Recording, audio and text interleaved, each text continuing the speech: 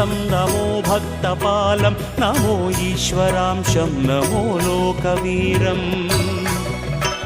नमो भक्तचिन्तामणिं गदापाणिं नमो मारुतिं रामदूतं Namami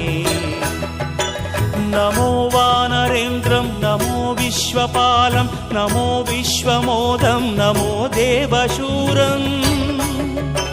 नमो गगनसञ्चारितं पवनतनयं नमो मारुतिं रामदूतं Namami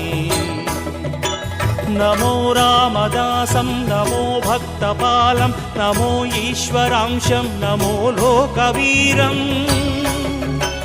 नमो भक्तचिन्तामणिं गदापाणिं नमो मारुतिं रामदूतं Namami